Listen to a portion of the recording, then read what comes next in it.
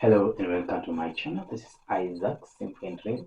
Thank you for tuning in to my channel. Kindly, if you have not yet subscribed to my channel, could you subscribe, like and share. This is a channel where we talk about issues concerning averting HIV and sexually transmitted infection stigma in our society. And we usually say that being positive about HIV is not necessarily being HIV positive. Thank you. Today we are going to discuss yet another opportunistic infection associated with HIV infection, and in our discussion today we're talking about another fungal infection that we call onychomycosis. In other words, we call it Tinea unguium. Welcome. Tinea unguium is a nail fungal infection that is usually caused by various microorganisms. Can be caused by dermatophytes, the likes of trichophyton species. It can also be caused by Candida species, and it can also be caused by some non-dermatophytic molds, the likes of Aspergillus species. Are we together up to that point? Thank you. The other thing is that Tinea unguium or onychomycosis can affect both immunocompromised and non-immunocompromised individuals.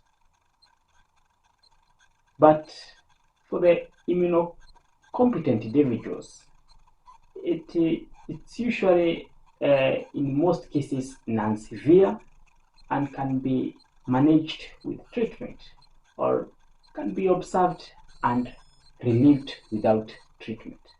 However, for the immunocompromised individuals, these include persons living with the HIV, diabetic patients, persons living with cancer. The infection can become severe and affect most of the nails, both in the upper limbs or lower limbs, and even complicate to cellulitis. Are we together up to that point? Thank you. Now, how does the person who is suffering from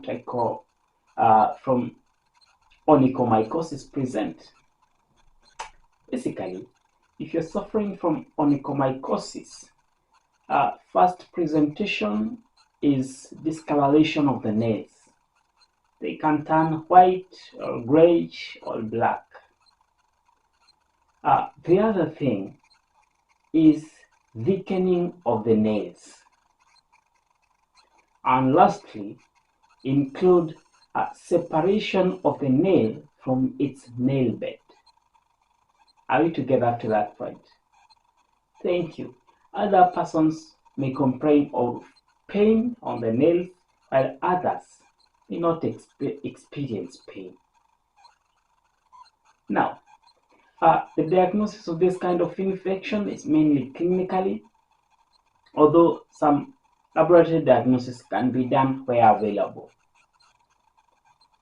Now, how do we offer kind of treatment, and what kind of treatment is available for this kind of infection? The drug of choice for onychomycosis or Tinea unguium is terbinafine. For adults, can be able to take oral terbinafine for a period of at least 2 weeks. It can be able to manage this kind of infection. Also, laser therapy is also available for those who can be able to afford it. How do we prevent this kind of infection?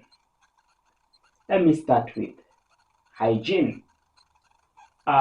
We say that most fungal infections, especially tinea infections, are water-washed diseases. Water-washed diseases means that they are usually transmitted in places where there is inadequate water, or the hygiene is not properly observed in terms of cleanliness.